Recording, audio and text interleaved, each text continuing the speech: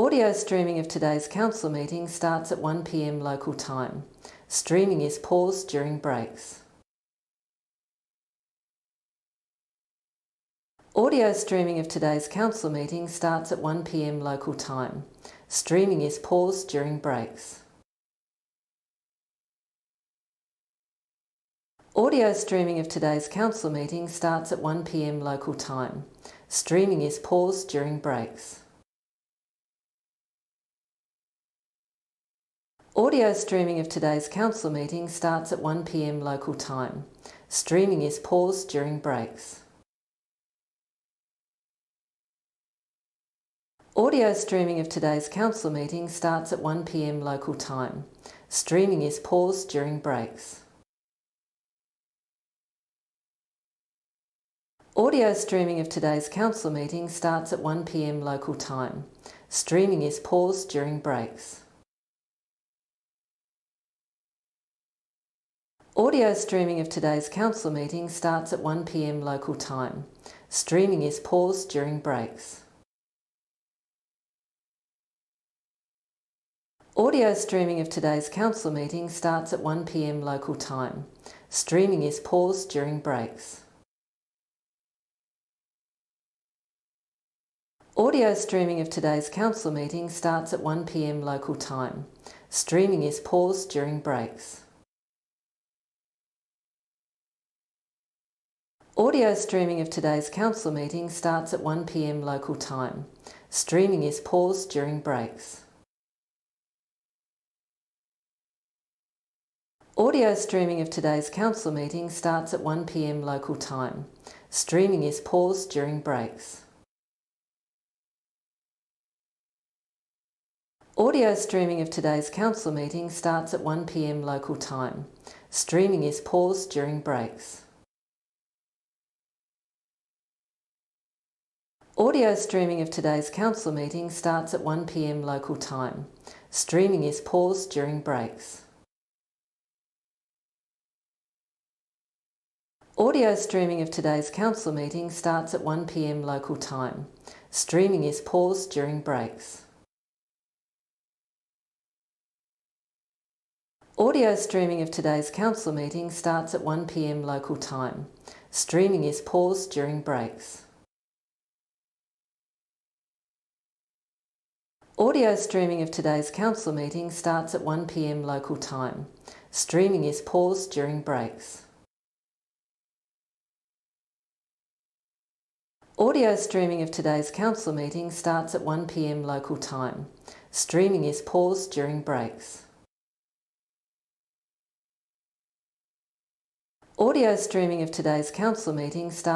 p.m. local time. Streaming is paused during breaks. Audio streaming of today's council meeting starts at 1 p.m. local time. Streaming is paused during breaks. Audio streaming of today's council meeting starts at 1 p.m. local time. Streaming is paused during breaks. Audio streaming of today's council meeting starts at 1 p.m. local time. Streaming is paused during breaks. Audio streaming of today's council meeting starts at 1 p.m. local time. Streaming is paused during breaks. Audio streaming of today's council meeting starts at 1 p.m. local time. Streaming is paused during breaks. Audio streaming of today's council meeting starts at 1 p.m. local time. Streaming is paused during breaks. Audio streaming of today's council meeting starts at 1 p.m. local time. Streaming is paused during breaks. Audio streaming of today's council meeting starts at 1 p.m. local time. Streaming is paused during breaks. Audio streaming of today's council meeting starts at 1 p.m. local time. Streaming is paused during breaks. Audio streaming of today's council meeting starts at 1 p.m. local time. Streaming is paused during breaks. Audio streaming of today's council meeting starts at 1 p.m. local time. Streaming is paused during breaks. Audio streaming of today's council meeting starts at 1 p.m. local time. Streaming is paused during breaks.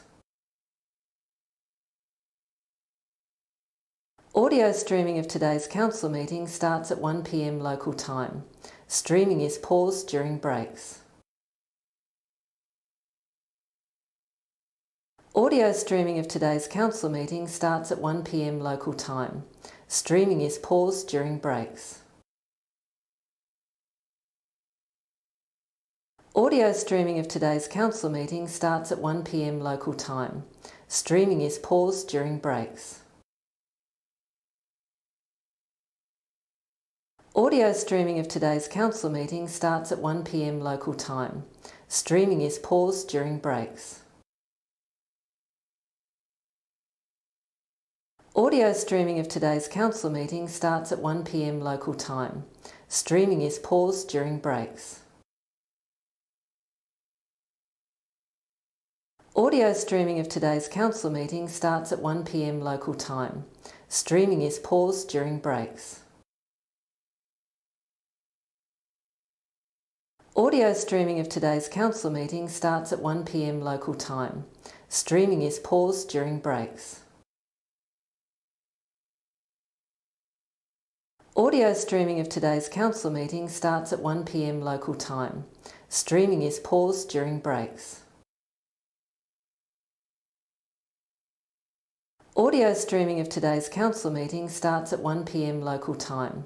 Streaming is paused during breaks. Audio streaming of today's council meeting starts at 1 p.m. local time. Streaming is paused during breaks. Audio streaming of today's council meeting starts at 1 p.m. local time. Streaming is paused during breaks. Audio streaming of today's council meeting starts at 1 p.m. local time. Streaming is paused during breaks. Audio streaming of today's council meeting starts at 1 p.m. local time. Streaming is paused during breaks.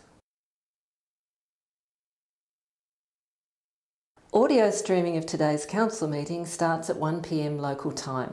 Streaming is paused during breaks.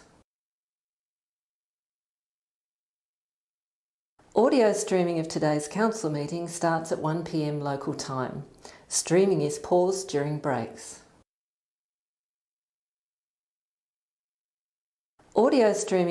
council meeting starts at 1 p.m. local time. Streaming is paused during breaks.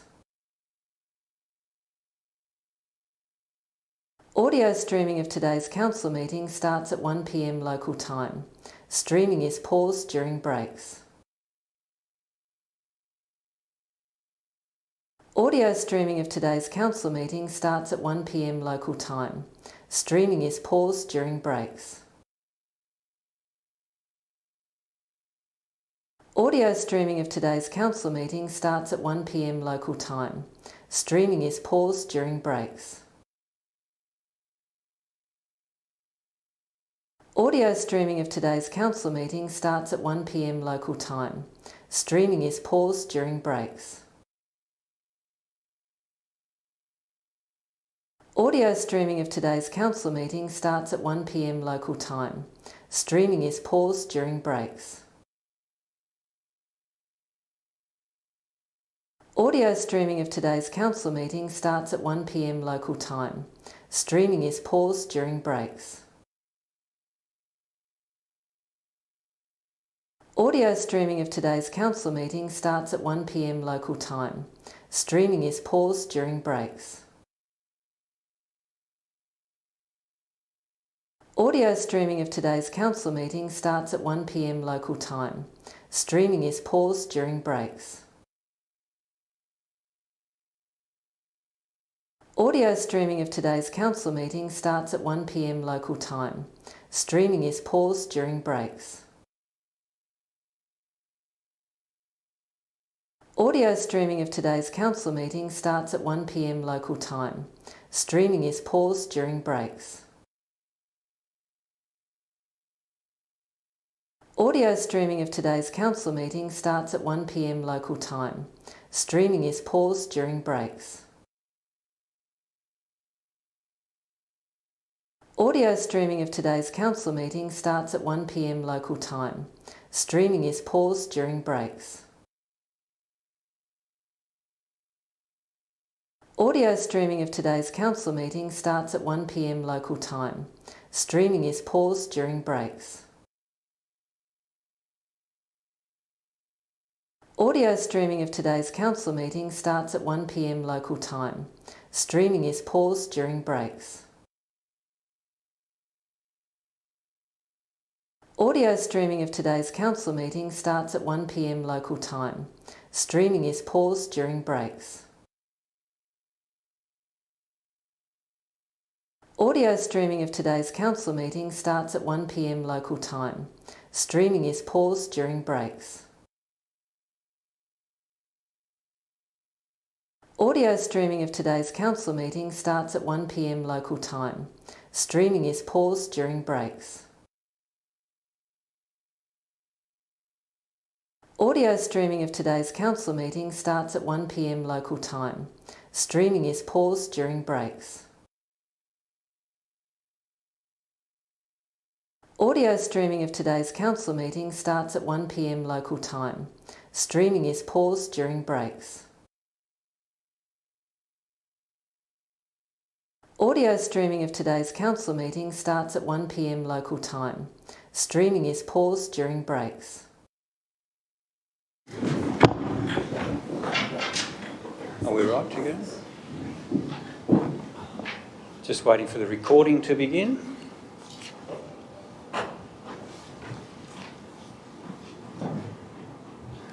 Sure, no thumbs up yet.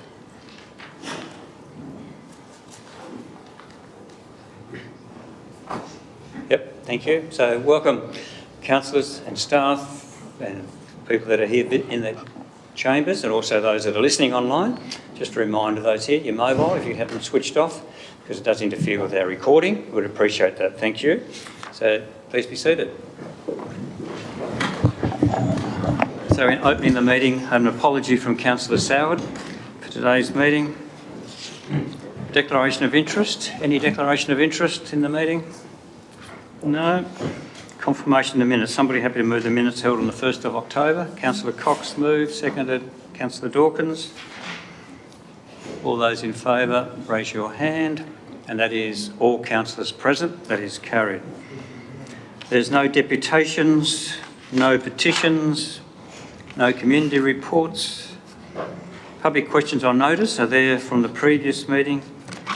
So then we have public questions without notice. Any public questions without notice?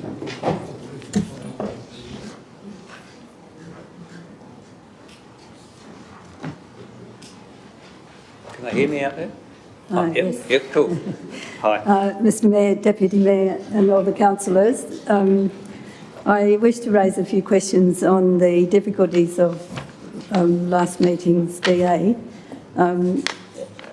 So I think I need to put them on notice, really. Okay. And also, I don't know about the provision for appeal, whether I shouldn't be speaking yet, but if I put one of the questions, you'll get the gist and I'll put the rest on notice. Thank you. So my first one, there would be three: to do with sunlight provision, to do with self-regulated compliance, and to do with heritage provision. So the first one I'll put is to do with sunlight provisions.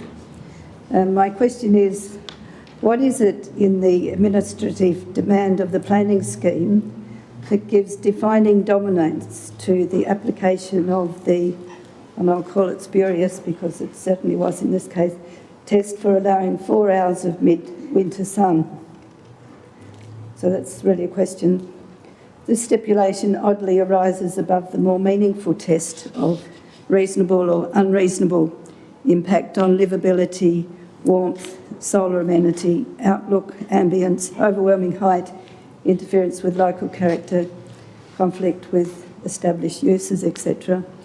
which are in the planning scheme, but it seemed that it's the 4-hour one that's the defining one. And so my question to you is, would you give consideration for a review of this dominating provision that is causing so much angst and distress amongst all of us? And might councillors move to instigate an immediate review of the veracity of the power of that clause? Is there anyone on council who would follow up with me on this issue? Thank you. CEO will answer the question for you. Thanks. Or the 3 questions. Thanks, Mr Mayor. So the appropriate response at this point is, so the council, as all councils around Tasmania at the moment, are in the process of implementing the Tasmanian planning scheme. So we've developed our local provisions, which are awaiting confirmation from the Planning Commission for us to be able to advertise and then seek public submissions on those. So most of the protections or most of the provisions around sunlight or shading are common provisions that are actually common throughout the whole state now. So I think the appropriate vehicle for raising those concerns would be that hearing process, obviously because it really now any changes made have to be done across the whole state, and so councils now don't have that ability to determine it council by council because of once the new scheme comes in. So might I suggest that we make sure you're advised when that process is going to be kicking off.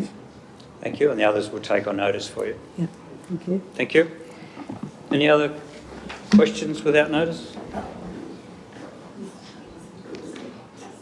Yes, please come forward.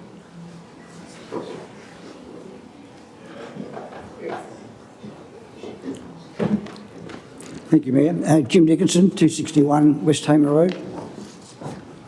Is that echoing or not? Back in May, that's 5 months ago, I asked how could it be allowed that highly visible air conditioning equipment be installed on the roof of the brand new Verge Hotel. Your reply was that my question was premature as the building was still under construction.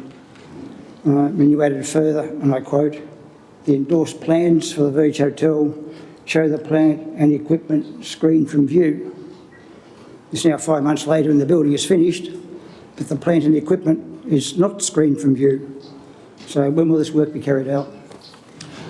Do we answer that, CEO? Well, I can undertake to follow it up. Obviously, it's the responsibility of the owner to comply with the endorsed plans, both planning and building. So the answer is that we'll follow that up with the applicant. Yeah, I don't want to be fobbed off, General Manager, but I didn't mention it, but 4 weeks ago I wrote another... Just question time. Any other questions? Well, it's a supplementary question to the one I just asked. That a month ago, I wrote to the council on the same question and I got the same answer I just got, that we're looking into it. Another month has gone past, so you just can't keep looking into it. No, you've made your point. Next question, please. And when will it be screened? You said it's on the endorsed plans. Well, I can't answer that today, but we'll get an answer in the next committee. You answered it 5 months ago and I asked you 1 month ago. Thank you, you've made the point. So it's, wouldn't want to think that we're being misled on this. Next Mr. question, Mayor. please. So also back in May, I raised the matter of the unacceptable, grossly untidy state of the unfinished project at 14 to 16 St George's Square. This square and its surroundings, its amenity, its lovely housing is truly one of the more pleasant environments in the city. It should be cared for and respected and not allowed to fall by the wayside. The answer back in May was all required planning permits have been issued. Nevertheless, I wrote to the council 4 weeks ago stating that the property is still untidy and unacceptable, and this time I suggested that the council should at least require the developer to take the fence off the footpath and put behind the boundary. At least that would be a step in the right direction in the process of tidying it up, and I had a reply that was being looked into. That was a month ago. What's happened on that one? Yeah, well, I don't know. I'll have to take that on notice unless one of the staff are aware, because that's the first I've heard of that, so I'll need to take that on notice. So, without being too rude, nobody seems to know anything. I've taken on notice. Sorry. Next question, please. Thank you. Any other questions? No one else is there. Thank you. So under the provisions of the Land Use Planning and Approvals Act of 1993, Council acts as a planning authority in regard to the items included in agenda item 9. So agenda 9.1, we have no speakers for that. Somebody happy to move? Councillor Mackenzie moved. Seconded. Councillor Spencer. Councillor Mackenzie, you wish to speak? Yeah, I do, and I take on board some of the comments that were made in the representations in relation to sort of rubber stamps and things like that, and I guess the optics on the development is that it's largely done now, ahead of the actual planning application being approved this afternoon, hopefully. So I just think, whilst I'm very impressed with the work that's done by the developer in many things around, I think it's inappropriate that you develop properties without their proper approvals. So I'd just like to make that comment. But having said that, itself, it was a very flat bit of land which was used, I guess, anecdotally for parking on a flat land, which was basically, land without any coverings on it, which it now does, and it's going to be a far better form than I think it'll add value to the area. So I'm comfortable to support the application today. Again, my only other issue was with regard to the runoff of stormwater, and I think the officer advised me today that the retention of the water in this particular development is actually going to be retained within the boundary of the property in a proper manner. So I'm comfortable to support it. Thank you. Councillor Spencer. Thanks, Mayor. I agree with what Hugh said, but I think we've got to tell the developer that he's got to do the right thing from now on. I will fully support this as a car park, but everyone's got to do the right thing with planning. Thank you. Thank you. Any other speakers? Councillor Walker. Thank you, Mayor. There's no doubt that this particular developer, and let's just say it's Errol Stewart, who has done some fantastic things for our city. They're all besides the point when it comes to any new developments. I can think of places like Benall House, where he's done such a superb job of restoring part of our heritage. But that's all beside the point, of course. When someone wants to do a development, there's a simple process to go through in order to adhere to the law, and it's a real pity that someone of such great standing in the community doesn't necessarily follow that process that I'm sure he's well aware of. And as a council, it's beholden upon us to, in a lot of different situations, uphold those provisions. In this case, it is a flat piece of land, has a minimal impact. There's still questions to be asked in regards to traffic movement, some questions in regards to water runoff, that it makes it difficult to consider when those questions aren't fully answered. The nature of the car park, is it going to be available to the public? I know it's private land. I know it's there to service an existing development. These are things that make it more difficult. I will be supporting the development application, but I feel it's necessary to raise this issue, these issues, and I do concur with the representations that have been submitted over a number of these points. And I do think it's important that the council make the point very clearly that when someone wishes to develop a property in Launceston, that they follow the correct procedure. Thank you, Mayor. Thank you, Councillor Walker. CEO wishes to make a comment. Thanks, Mr Mayor. And I will clarify, just for the council to have a complete understanding, that in this case, as we do with any development that occurs, that it requires a permit, that commences or occurs without a permit. So the council did take action. They issued a notice on the property owner, as we do for anybody else, and obviously had work cease, and asked that they seek the required approvals, which is obviously what you've got before us. So it's certainly not our preferred method, and it's certainly, but just to be clear that we dealt with that in the same way that we do with any situation like this that arises. So. Thank you. Any other speakers? Councillor Mackenzie, wish to close? Yeah, just in supporting the application again, I just think it behoves on people who do lots of great development around the city to set an example for those that also do development. Well, put the motion. All those in favour, please raise your hand. And that is all councillors present. That is carried. Then we move on to councillor report. Any for councillors? Deputy Mayor. Thanks, Mayor. I've got 3 brief items that I wish to share today. Members around the table, good, the brief bit or the fact that I'm sharing? Brief. Hopefully the sharing bit. So there are three things that I wish to share. The first is with regard to the community of Waverley.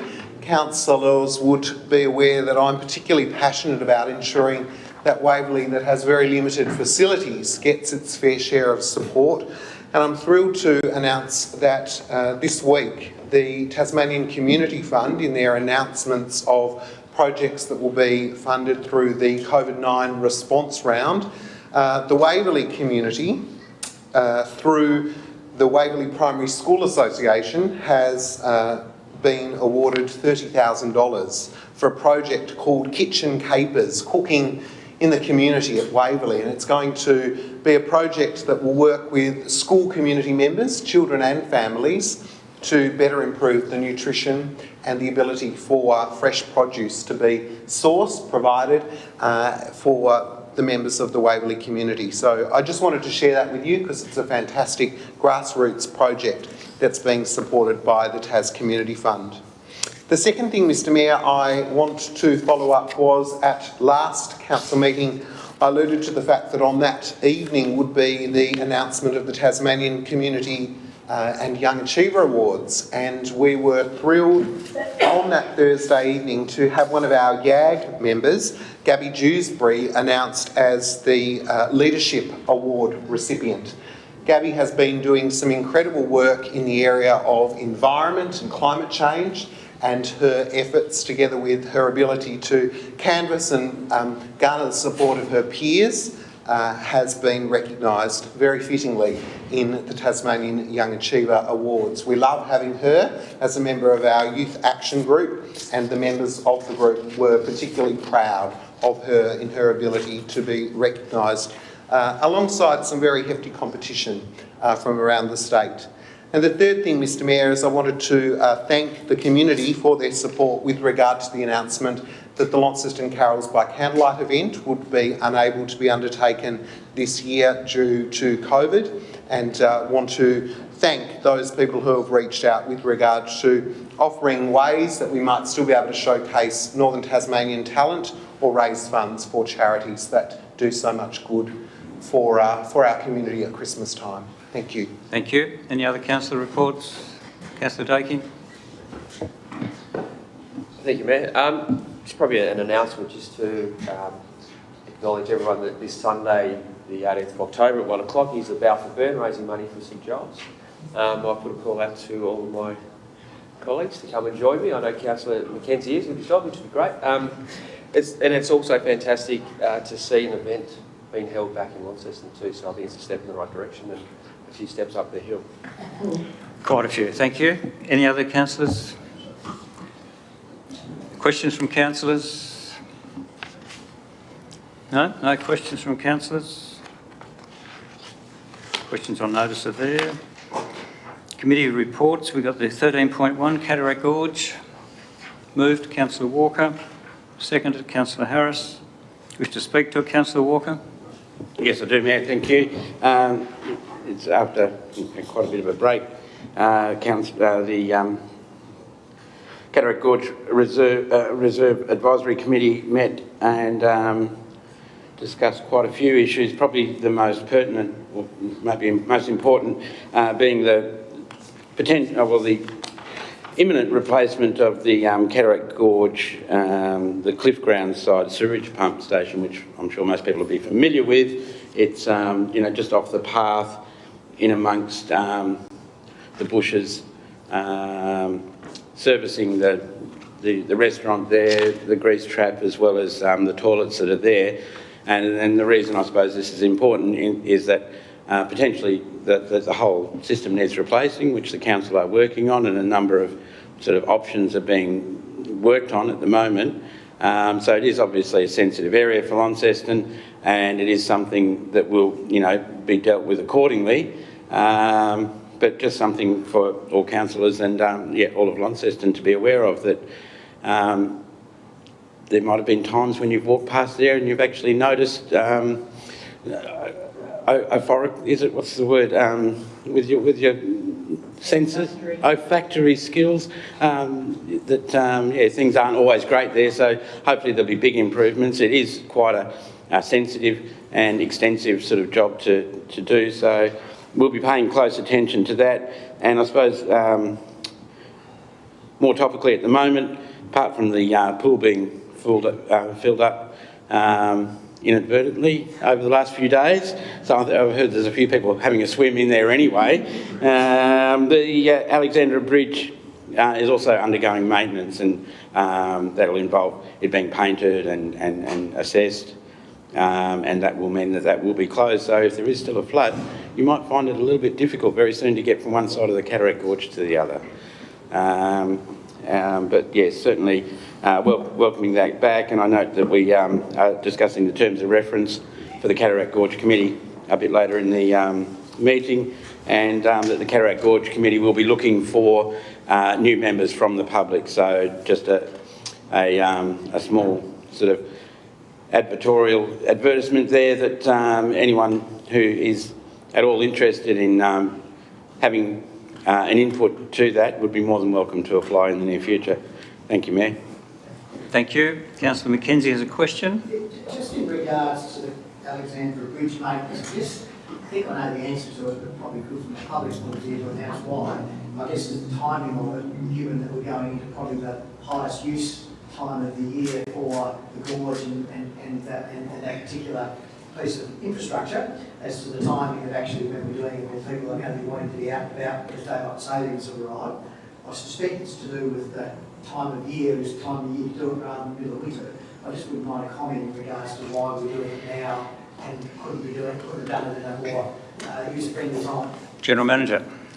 Yeah, you're correct. So we can't do it in winter. It's painting the bridge and pulling things off it, and so it has to be done in the warmer weather. And also to do it before the real warm weather, hopefully should be ready by the end of November, all planning. So, thank you. Councillor Harris? I wasn't going to add to what Councillor Walker added, other than to say that the advertising process for expressions of interest to join the Cataract Gorge Reserve Committee closes tomorrow, so the 16th. So if anyone out there is listening, it's good to hear you are listening. The 16th is the deadline to get those applications in. Thank you. Thank you. Any other speakers? Deputy Mayor.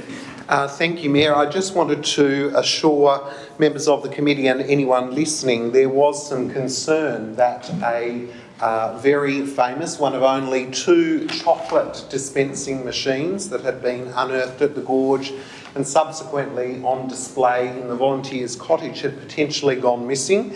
But I'm thrilled to announce that one of our senior staff was able to confirm that that wasn't the case. It is still on the premises and is very soon to be returned to public display at the gorge. So that was a sigh of relief to the person who brought it to my attention.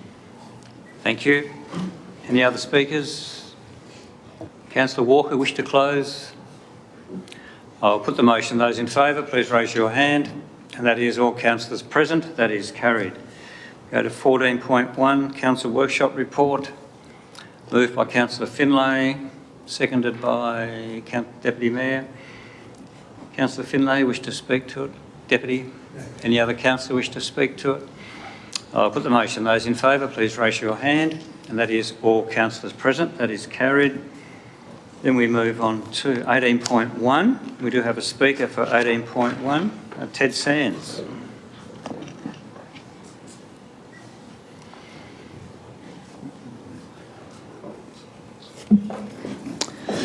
Mayor and Council, thank you for the opportunity. I'm here representing, as an advocate for Gordon Badcock, who's the property owner at 403 Glenwood Road. He's has some heart issues and hypertension, so he's not a well man at the moment.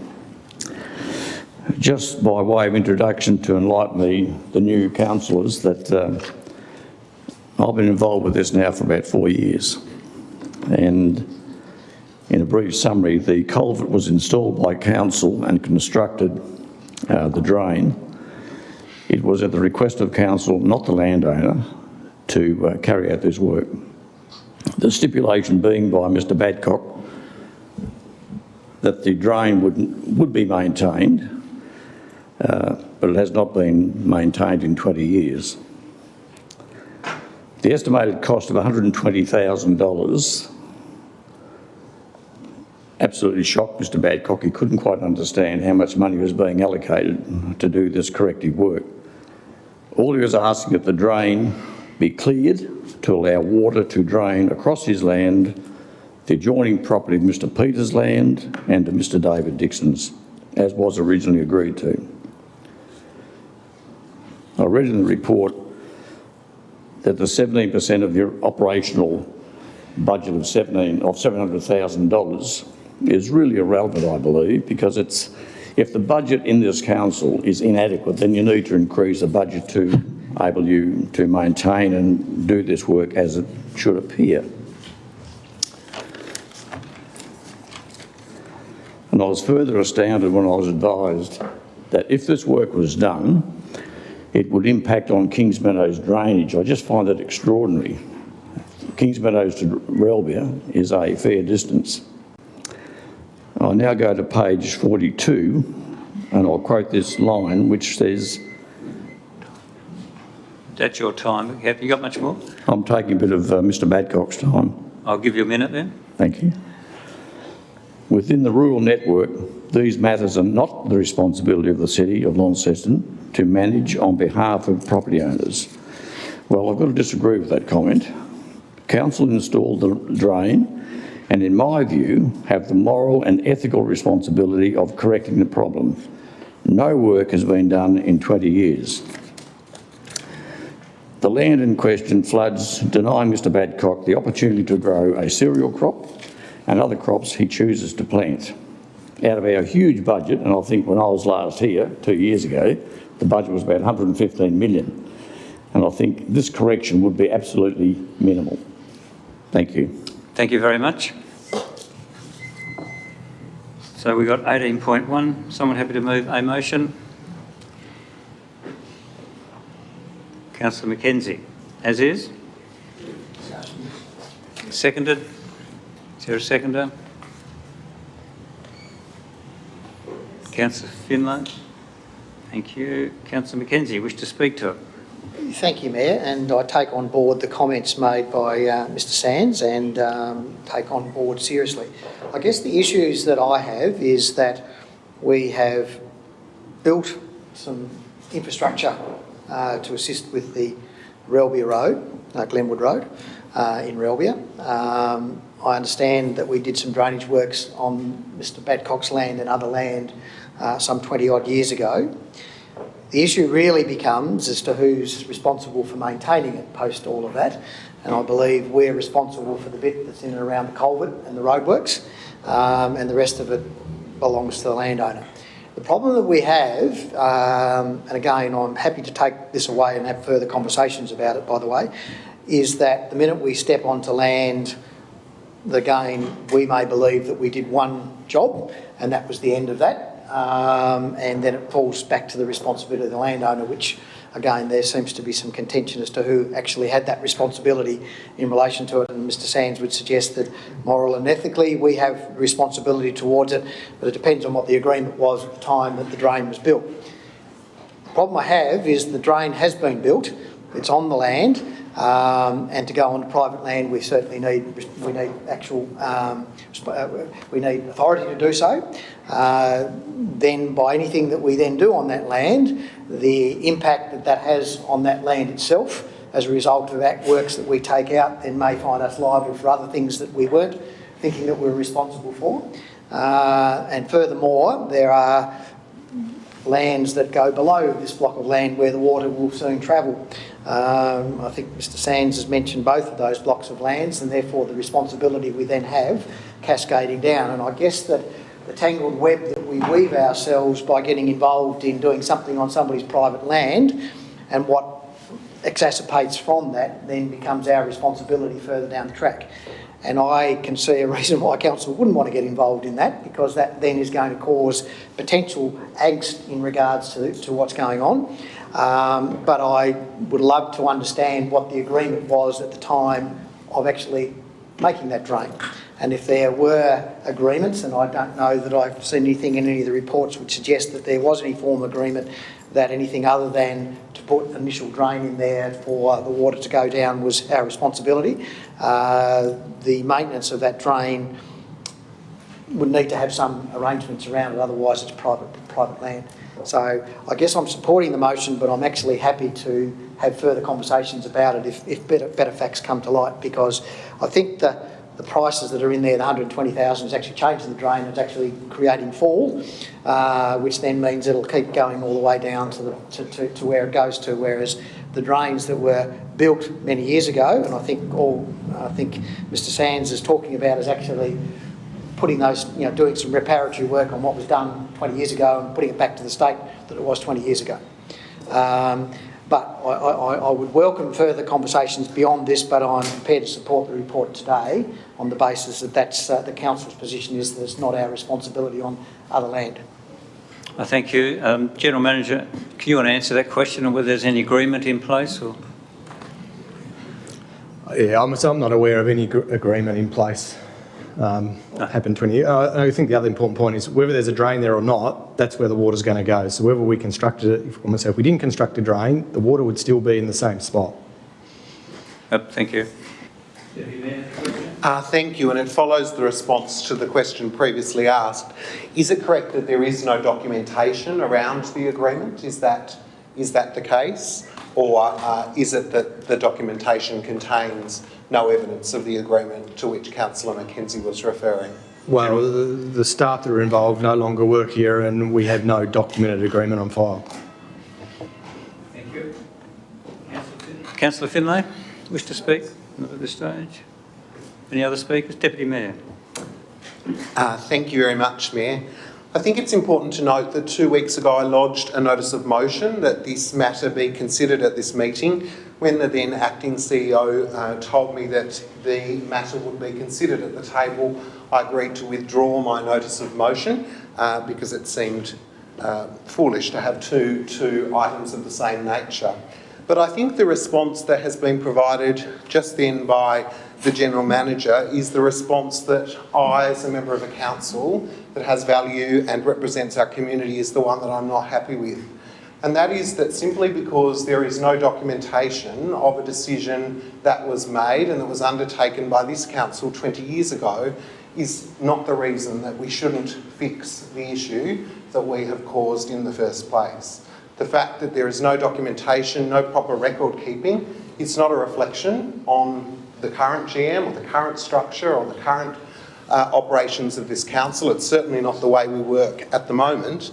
But there is no indication that the drain was improperly constructed as per the agenda item. Well, there's no indication of anything because there's no documentation that can be found. And therefore, I believe that in line with our council values, that to simply say this is not an issue that we're going to play in is not the kind of response and not the kind of council that we are. We are a council who gets things solved, that works to find solutions, that works to find ways to fix problems that in many cases have been caused by the people that have come before us. And so whilst I appreciate the work that's been done, I believe it is not an indication and is not reflective of the can-do attitude of this council. And on this occasion, we should reject what is before us and work to collaboratively solve this issue within our financial constraints and the most economical way possible. And I would encourage councillors around the table to vote accordingly. Thank you. Question from Councillor Harris. Thank you, Mayor. Just reading the report, I have a question which hopefully one of the General Managers may be able to answer. And the report says, the drain itself has been modified and no longer follows the natural water course. This is common in rural settings where drains have been modified to more closely follow boundary fences to allow more effective use of the land by the property owner.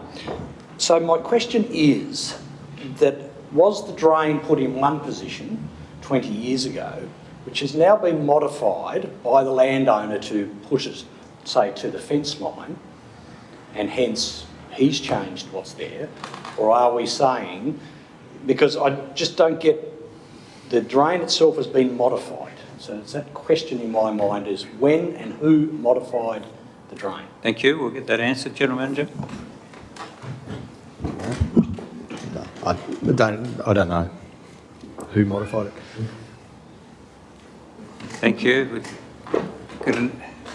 The intent of that statement is that when the drain was constructed 20 years ago, that's when it was modified from the waterway's original position. Thank you. Councillor Walker, has a question? I had more than one question, Mayor. Thank you. First question being, if that drain was removed, what would the effect be? If there was no drain, would water then build up on the other side of the road? Well, the water gets from one side of the road to the other with a culvert. Essentially, if there was no drain there, it would still look the same as it does now. And water would flood across the road eventually, I suppose. So, yeah, if it gets high enough. Yeah. And if the culvert was moved in any direction, would it make any tangible difference to the landowner? It wouldn't make any difference to the landowner. If we moved the culvert, we would move it from the lowest point in the road, which would almost guarantee flooding and erosion of the road. And the culvert's located in ephemeral stream, so it's actually located where the water would normally flow. Mm. And my final question then is, there must, for the culvert to be in the lowest possible position, there must be some kind of watercourse. Does that small dam include that watercourse that is on the landowner's property? Is that the watercourse, or is that a dam taking water from another part of his property? There's a small dam not too far from where that feeds into that dam, correct? That's essentially an in-stream dam on that waterway. So water goes through that dam and then when the dam is full, continues down through the drain. Does that make sense? It does make sense. Thank you. Thank you. Councillor Dakey. Thank you, Mayor. Question for the GM. Is this an isolated incident or isolated drain on Glenwood Road, or is there potential that we've got other drains on the road? This is something we deal with regularly in all our rural areas, particularly I'm going to say where there's low-lying land beside a road. I'm going to say the fact that water drains under our road, there's a perception that we're responsible for the drain. Essentially, legally, we're responsible for the immediate downstream impacts, the erosion, but the way we construct roads is actually make sure the water continues from one side of the land onto the other. We're not creating water, it's not runoff, particularly apart from the road. It's naturally flowing water. We try to facilitate so it goes where it would normally go. But look, it's a common problem we deal with, particularly through winter in all rural areas, so this is not the only one. Thank you. Question, Councillor Finlay. So for clarification, if I can ask questions through you, Mayor, to the General Manager. So prior to the construction of the culvert, prior to the construction of the drain, say 30 years ago, would the water that sits on the land now be sitting on the land? Yes, it would. Yeah. Any other speakers? Councillor McKenzie, wish to close? I'm not sure. Look, I think this is a vexed problem, and the question or the answer that the General Manager made to Councillor Finlay's question, I think is relevant in that the water would be there anyway. And the reason that it's there, and we put a ditch in, I guess, 20 years ago, was because we put a culvert through the road, but the water was always going through that block of land. I hear the comments made about council values, and I agree with that, but we also have to be careful that what we do here, what precedent it also sets for the other blocks of land that Councillor Dakin was asking questions about, and we need to be very careful about what we do and putting the council into a situation where they're responsible for every drain that goes onto other land. The problem we have is we don't have any details of what that agreement was 20 years ago as to whether there was an agreement, which I think has been asserted by Mr Sands, that there was an agreement that we would maintain the waterway. If we had that, then I'd have absolutely no problem that we did that. But the reality of it is we don't do it, or we don't have that agreement. It would be likely that we don't have agreements with other landowners to do likewise. The minute we step outside of what we're doing, we create ourselves potentially future problems with other areas, and I guess that's my main reason for supporting this. But I have some sympathy for the comments that were made today, and I'd still like to have a further conversation offline, but at this stage support the recommendations of the officers. Thank you. I'll put the motion. Those in favour, please raise your hand.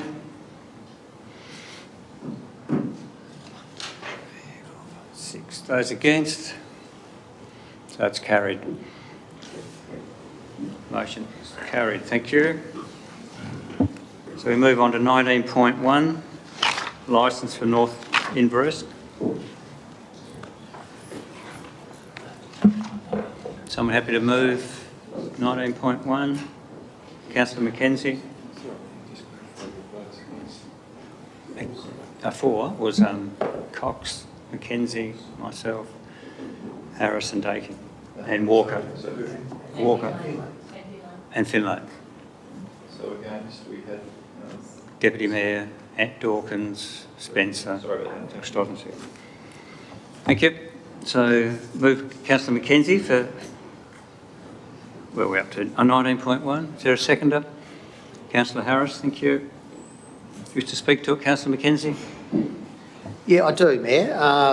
It's one of these difficult ones where people say, well, we're only getting $1 for it, yet we're leasing land which has a rental value of $91,000 per annum per valuation advice. And the basis for that $1 charge is on the basis of the land is being, or the car park is being constructed by the university, to which they will get benefit of and we will get a benefit of. So therefore, the percentage benefit, which is 40-odd% that the Launceston City Council has, will afford it some rental income down the track, which currently I think the land isn't receiving any rental income from. And as a consequence of that, the view is that we will get more than the $91,000 worth of value out of those additional car parks.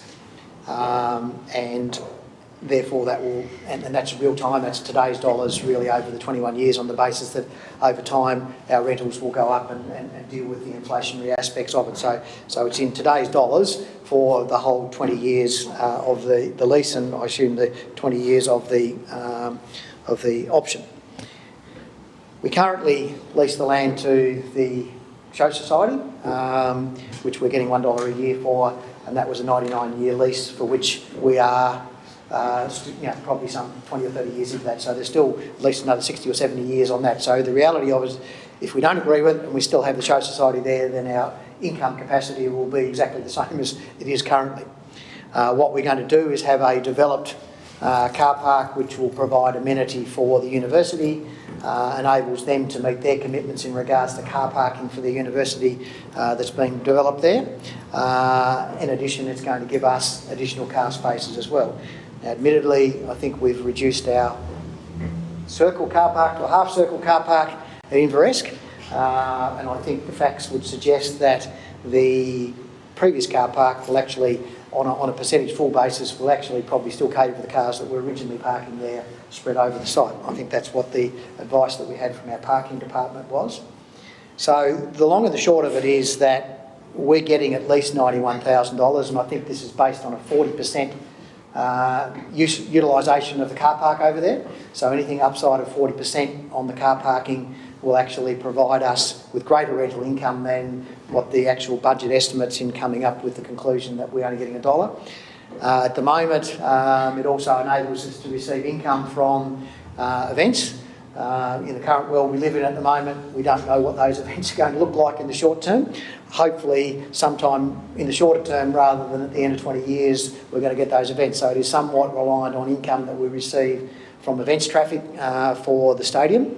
So I guess based on using the concept that we will resolve this pandemic sometime in the not too distant future, that income from that source will return to us. I think it's a great parking opportunity for us. It actually parks people further away. It improves activity. I think there's a number of other benefits that we get as a city. I think it tidies up the area that's there, which I don't think looks particularly presentable, and I guess in a precinct which is being developed and evolved, and I think going to be an absolute showpiece for the city going into the future with the developments that UTAS and others have put in and around it. It'll still retain its rustic state by the way that the developments have been planned and the DAs have been approved through the process. And I think this car park just adds that additional amenity to it. I think we'll find that it'll actually add significant value to Launceston as a city. And I'm comfortable that we're getting the return that's required. I know one question that will come up, and I'll ask it now for it to be responded, is how do we justify that the UTAS doesn't pay its share of the maintenance costs on the car park? So I might just ask that as I sit down. Thank you. Thanks, Mayor. Just to go back on the 91,000, that's actually we're dividing the cost that they contribute to us, our 368 spaces, plus settling the show society, divided by 40 years, that is somewhat more than 91,000. So that's more an infrastructure cost. The revenues we derive is another part of the aspect. So on day one, once it's constructed, we will own the car park. It'll be ours to look after from there on. We estimate with parking revenue at 40% occupancy at $4 a day. And if there's occasional parkers there, we'll probably earn a little bit more than that because it'll be an hourly rate, which is better. We'd be about just short of $1 million cash-wise better off after 40 years. So that's renewing surfaces and all those sorts of things. But of course, we don't pay for the original car park, which is about $5 million. So you could argue we're about $6 million to the good in cash. So every year, I think we make about a $36,000 profit. Now we're including cleaning and sweeping of the car park. We're also looking at looking after the gardens and things like that. But for us, that's probably more cost shifting because we won't have Willow Street, we won't have half of the round circle, so we'll save those. And currently we also don't have half of Cimetière Street car park, so that's helping us. So we'll be just moving our resources into that area as opposed to doing those other ones. So to us, while it's a full cost attribution cost, I don't think it is an extra cost for the council at all.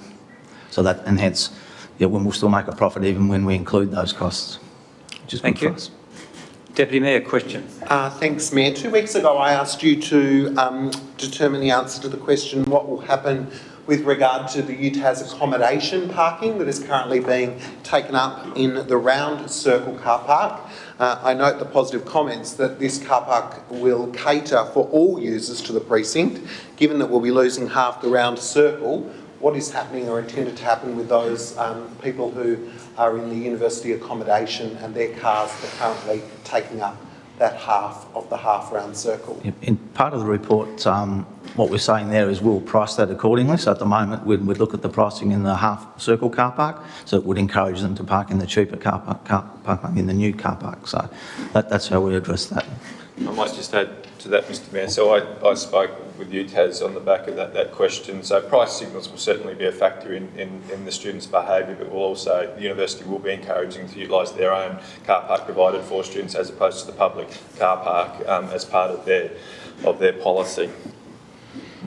A subsequent question, Mayor. The report details that the university allocation of car parking is required until 9 p.m.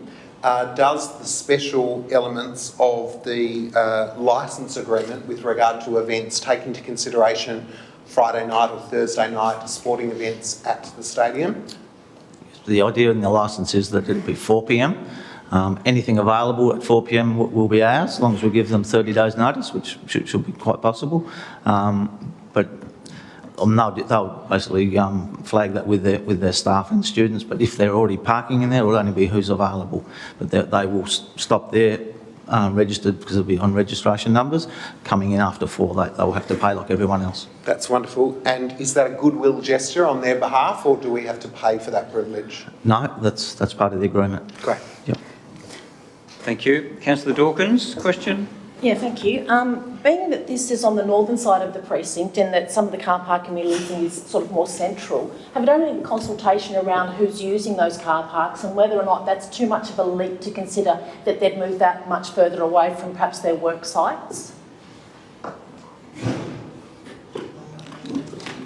So I haven't heard any consultation on that basis, but I suppose they've looked at occupancies and the original car park should still be able to handle those parkers because it's not full. Mm-hmm. I think at most it's about an average of 60% full, so we think we can cover that. Thank you. Councillor Dawson. One more. Sorry. Can I just finish that or add to that answer? Obviously, we completed the parking plan in association with the university, and it was advertised and then obviously considered and then consented to by the council. So I feel that there has been engagement sufficient for people to be able to understand what is going on, and ultimately they'll make their decisions in terms of what's going to work best for them moving forward. We do think that the Northern Car Park will get a stronger level of use. I suspect it'll certainly get stronger than the 40% that we're budgeting, just judging by the way that consumers are certainly wanting to park and ride, use the Tiger Bus, those type of things. So I think the fact that we've undertaken that engagement, I think that we have been sufficiently open and transparent and made sure that people are aware of what is going on. So, thank you. Councillor Harris, wish to speak?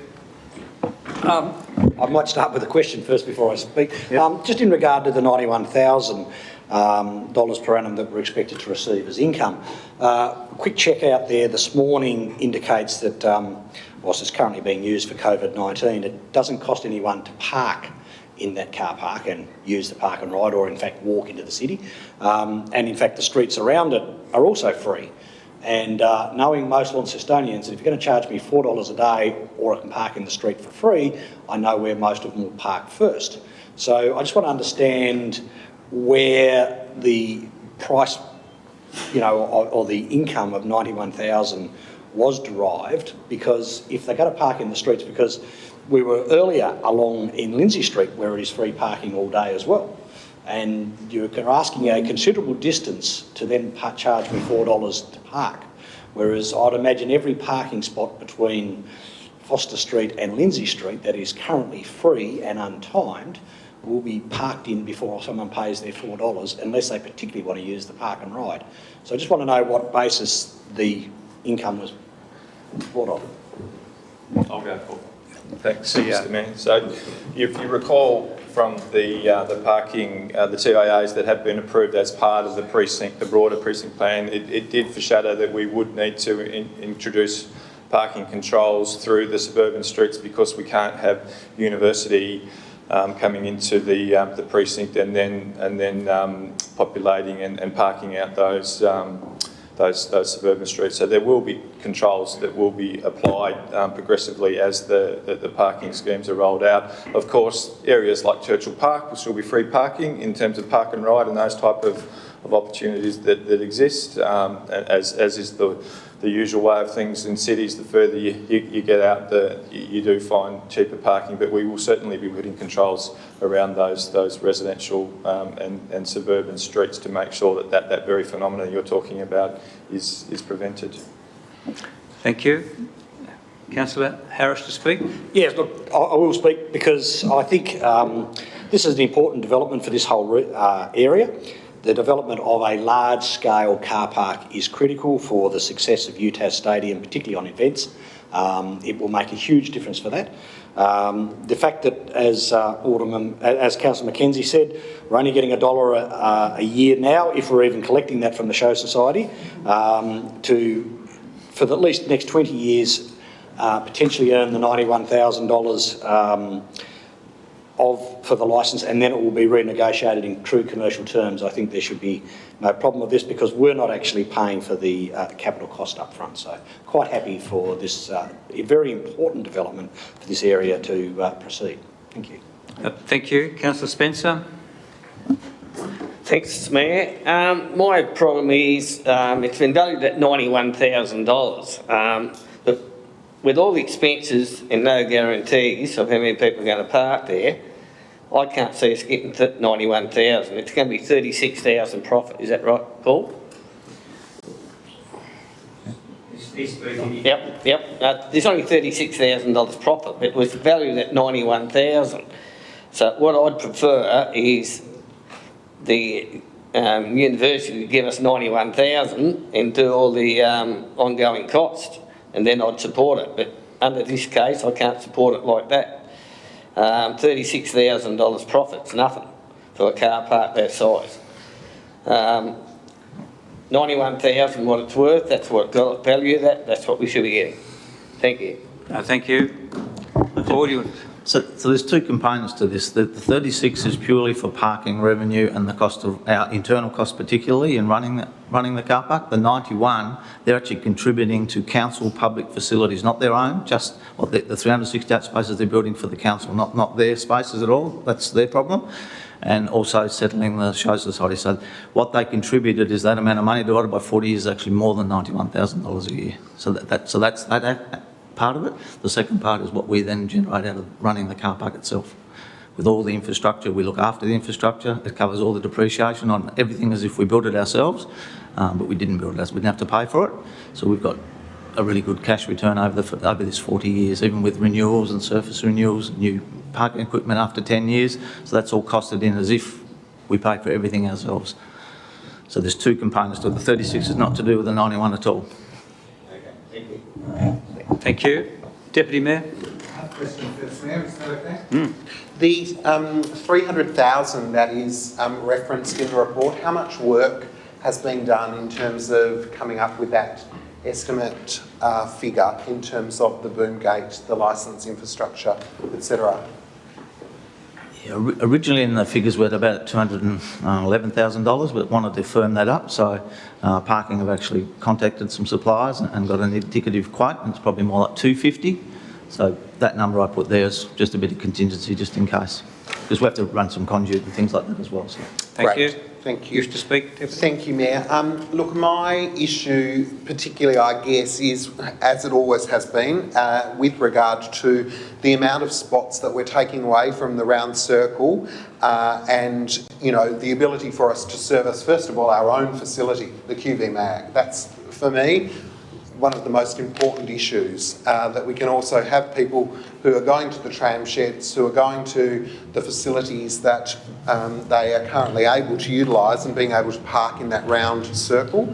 So in point 2 of the recommendation, the second last dot point references that all remaining details are to be determined by the CEO. I'd really like the CEO to take on board what is definitely one of my strong concerns, and that is that the student residential accommodation parking is absolutely done away with in terms of the round circle half that will remain as a result of the deal. Because I think what will happen without that, in terms of the overarching precinct, is that our own needs for parking on the precinct site are going to be eroded.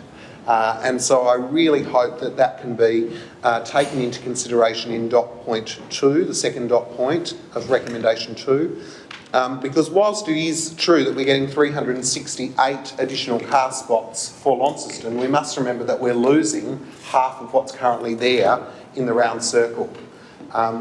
And way back when we were doing a parking strategy and people used to tell us that there was 40% underutilised space out there, on every occasion when I went out and took photographs, took documentation evidence and sent to the then General Manager of the Council, that wasn't the case. It might be the case during COVID, but it wasn't the case when we were doing phase 1, stage 1, standard 1, person 1 of the parking strategy.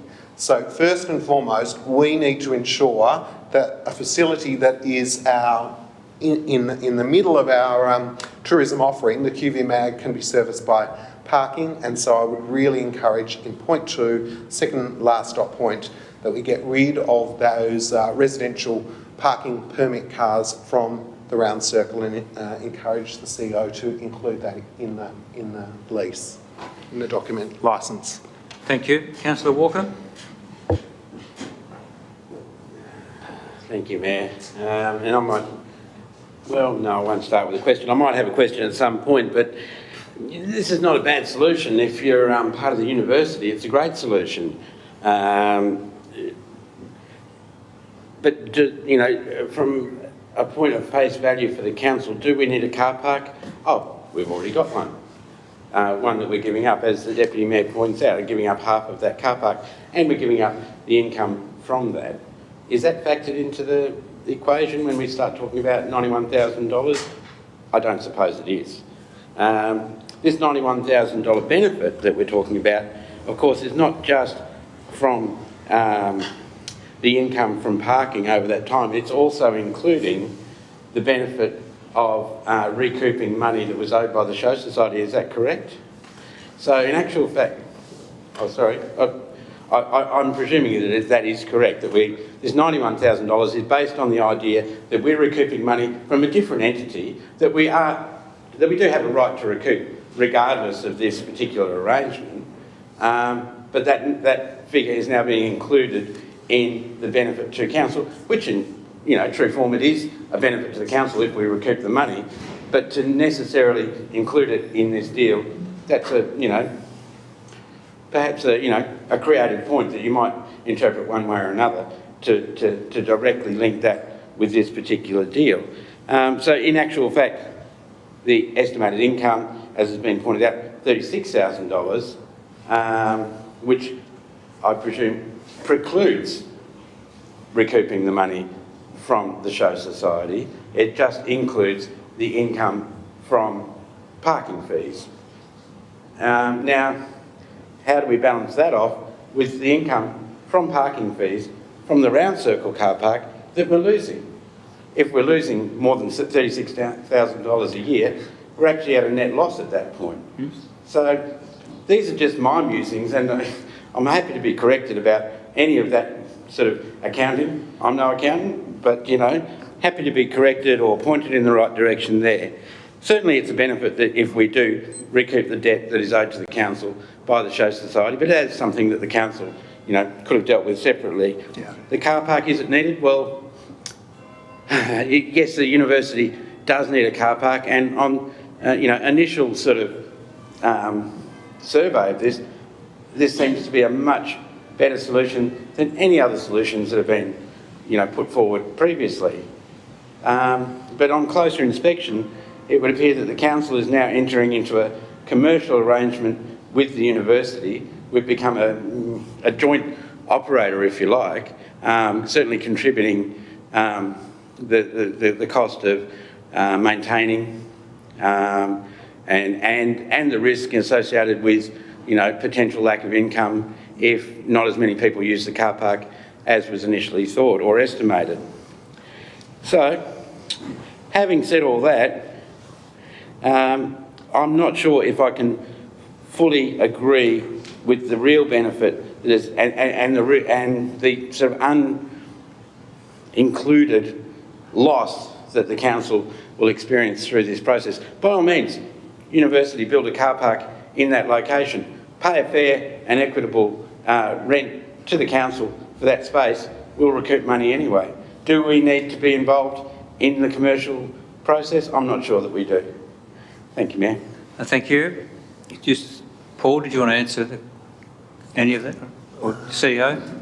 Yeah, I'm happy if there's any presumption. The point of clarification to make is that the council has approved their overall parking plan for the precinct quite some time ago. So what we're dealing today is with the commercial terms around the licence. So the matters, as was raised by Councillor Dawkins in respect of businesses having to, or people having to modify their behaviours, or the rationale in terms of the number of car parks that are being transferred from the half round, the current round, to the northern car park. We have as a council agreed to the numbers that are being provided for by way of the alternate arrangement. So that's, I don't think, a matter that we are considering today, because we have already determined that this is really around the commerciality of the car park arrangement. Certainly our CFO has worked tirelessly with the university staff to develop an all-considering proposal that does take into account all of the parameters, including the fact that the $5 million upfront costs that they're providing to in effect replace and provide our public car parking spaces. And in terms of the operational approach moving forward, really make no mistake that the precinct is going to become a shared precinct between the council, UTAS, and and the public moving forward. So I think it's appropriate with what the model that's been determined between the CFO and UTAS. So I hope that answers your question. Thank you. Councillor Dakey. Thank you, Mayor. I see this as an extremely important strategic project for the city, for the community and also for the university moving forward. We're going to end up with a world-class car park next to our world-class stadium and hopefully future stadiums to come. And I think with the smart parking systems that are in place with the tidal flow, we're able to use more car parks when we need them, and obviously when we don't need them, we don't have to use them. I think it's just a smart move. We're going to be getting a commercial return, a cash flow positive benefit for the car park. At the moment, it's not a car park, we're getting $1. And what else we can do with the land? Well, I think we're going to maximise the return for everybody here, not just the university. Thank you. Thank you. Councillor Finlay. Thanks, Mayor, and thanks for the comments from Councillor Daking. I think it is really important that if we track back, the CEO's just outlined that we've made a lot of decisions about what's actually happening. This is the instrument within which we have a commercial arrangement for the land. And if we go back to really important conversations 12, 18, 36 months ago, when we made what I believe was financially appropriate transfers of title to facilitate this development for Northern Tasmania, it unlocked what is now $360 million worth of investment for Northern Tasmania and to support the future education of our young people. Now, with COVID and all sorts of things, there's a long path to travel, but we were required, as members of the group that work with the university, under really clear instructions, we're not to give away land, we're not to transfer more titles, we're to maintain ownership and to ensure that we enter into something that's commercial. And I believe that the outcome of this actually meets all of those expectations, that council maintain the ownership of the land, we have ownership of a car park that's being developed under someone else's funds for the benefit of a development that is serving all of Tasmania, and provides infrastructure for us to operate a car park for public spaces. So based on this licence, I believe, meets all of the expectations that were set and sets us up for a positive future for a development, for a precinct, for a car park, but also for the amenity of the place. At the moment, it is leased to an organisation that wasn't able to deliver on the site, unfortunately, for whatever reasons. It's not in great repair, nor does it deliver great amenity. And so this development will serve to improve that also. So I think there's positives all round, and this licence is appropriate. Thank you. Any other speakers? Councillor Mackenzie, wish to close. Thanks, Mayor. Thanks for the contribution for everybody. It's important that we get these things out, and I'm very, take it on board, but I think we also have to get back today is about the commercial application of the licence for the car park, and that's really all we're dealing with today. Councillor Spencer, we talk about, we've got $2.2 million worth of CapEx on a car park for us. The $5 million, if you divide it by the number of car parks, about $2.2 million that they've invested in us. So that's the payback over that period of time. They've actually built a car park for us for 368 cars. In regards to the half-circle car park, that was part of a land swap deal to do with the automobile museum and stuff like that. So that was a quid pro quo. That was sold effectively.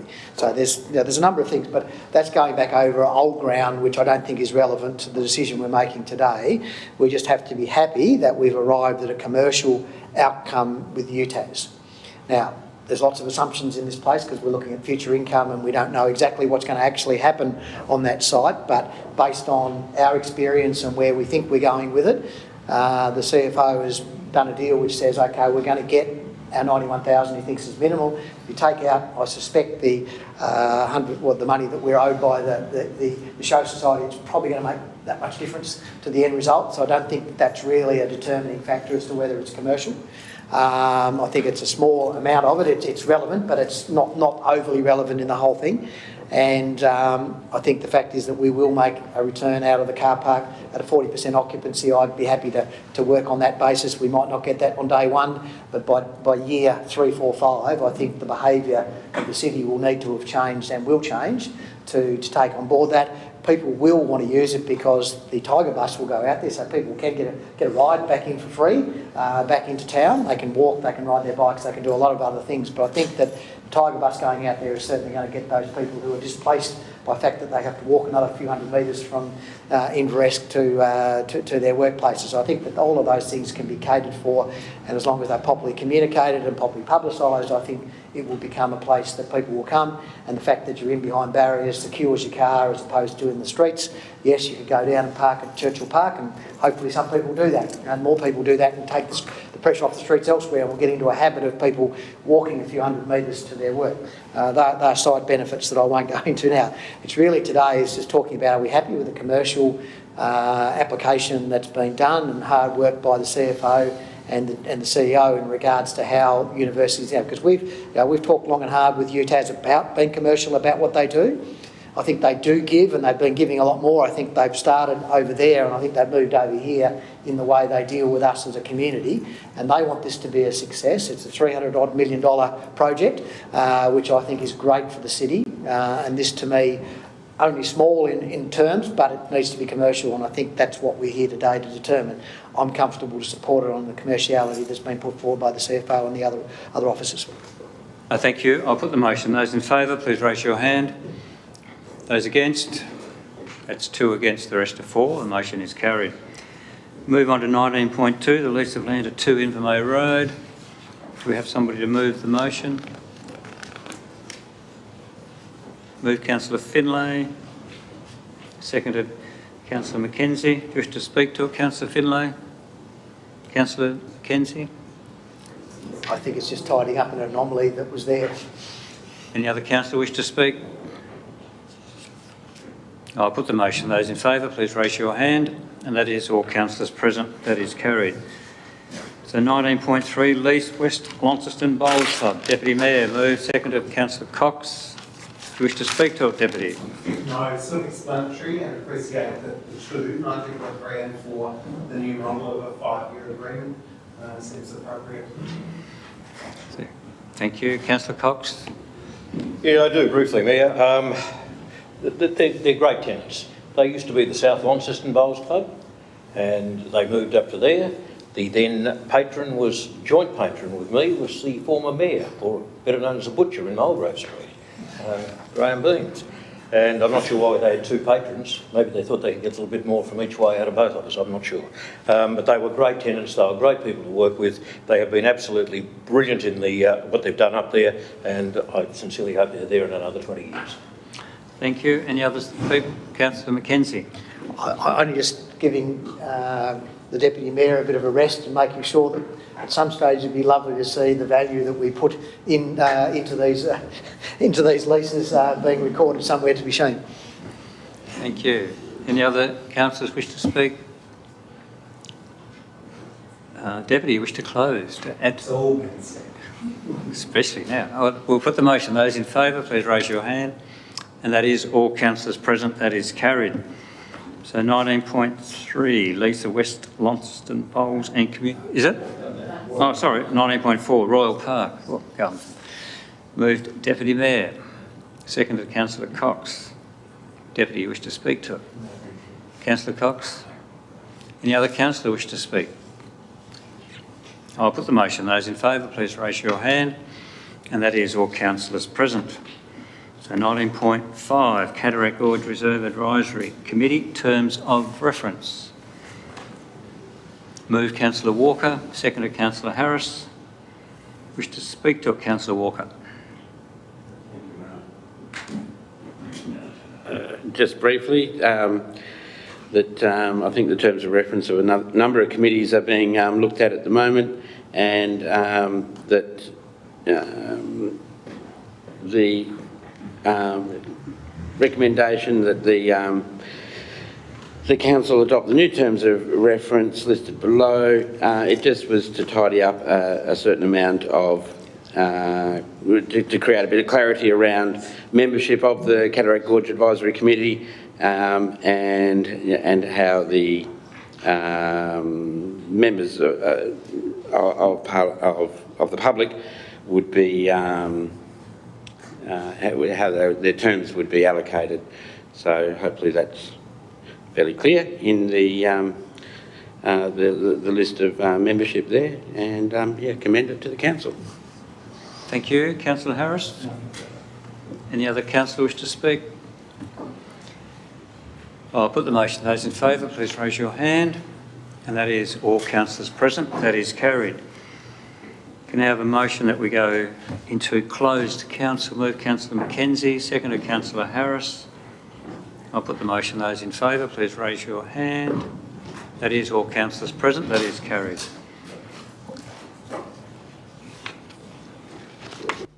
Audio streaming of today's council meeting starts at 1 p.m. local time. Streaming is paused during breaks. Audio streaming of today's council meeting starts at 1 p.m. local time. Streaming is paused during breaks. Audio streaming of today's council meeting starts at 1 p.m. local time. Streaming is paused during breaks. Audio streaming of today's council meeting starts at 1 p.m. local time. Streaming is paused during breaks. Audio streaming of today's council meeting starts at 1 p.m. local time. Streaming is paused during breaks. Audio streaming of today's council meeting starts at 1 p.m. local time. Streaming is paused during breaks. Audio streaming of today's council meeting starts at 1 p.m. local time. Streaming is paused during breaks. Audio streaming of today's council meeting starts at 1 p.m. local time. Streaming is paused during breaks. Audio streaming of today's council meeting starts at 1 p.m. local time. Streaming is paused during breaks. Audio streaming of today's council meeting starts at 1 p.m. local time. Streaming is paused during breaks. Audio streaming of today's council meeting starts at 1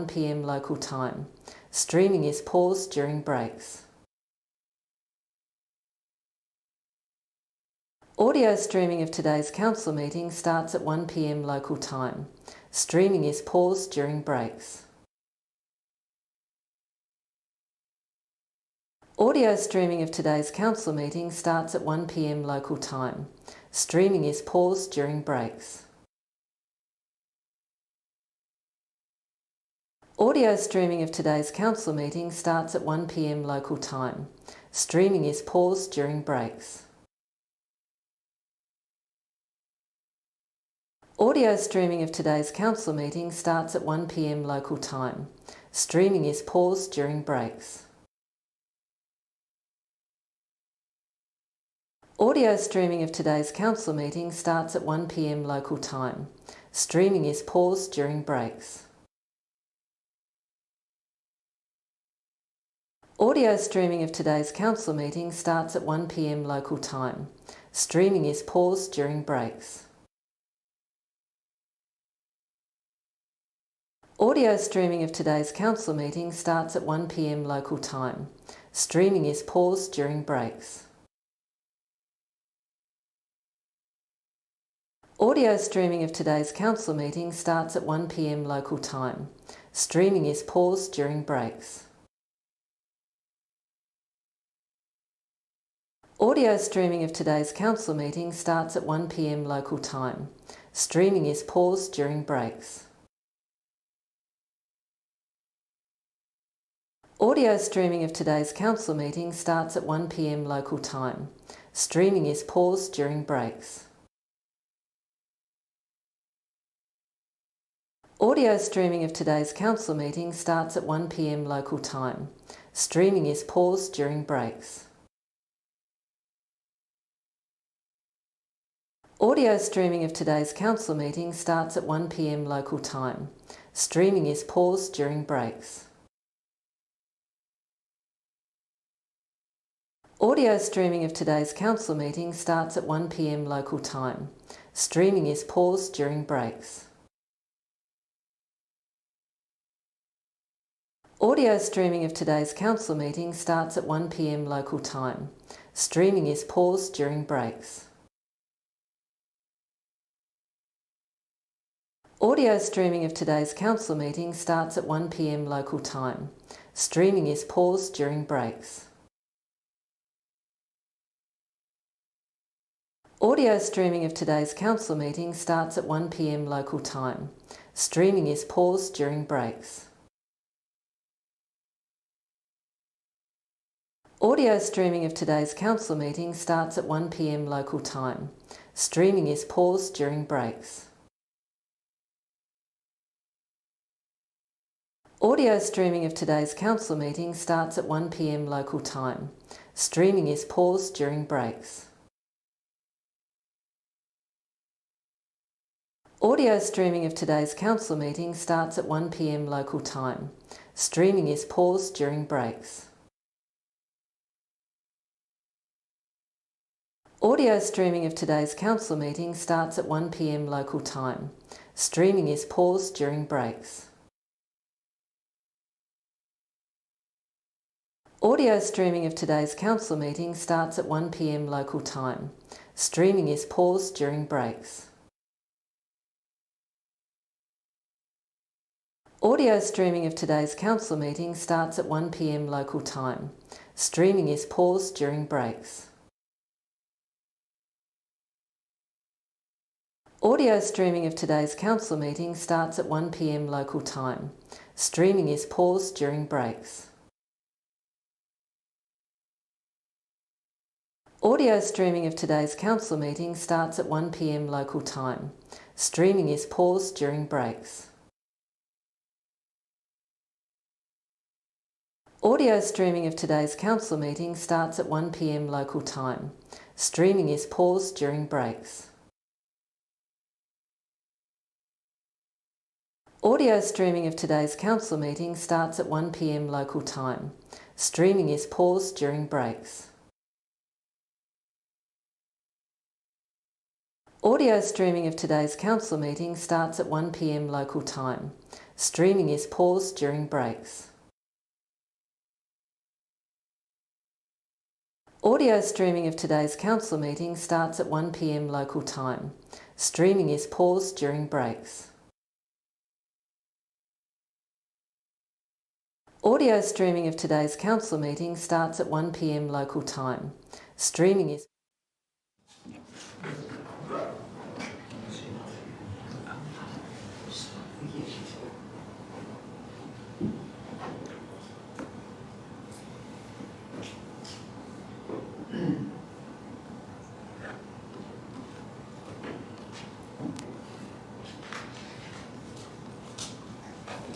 Thank you. We're back in open council. So somebody happy to move the motion that's before us? Councillor Stosnicek, seconded Councillor Dakin. All those in favour, please raise your hand. And that is all councillors present. That is carried. We close the meeting.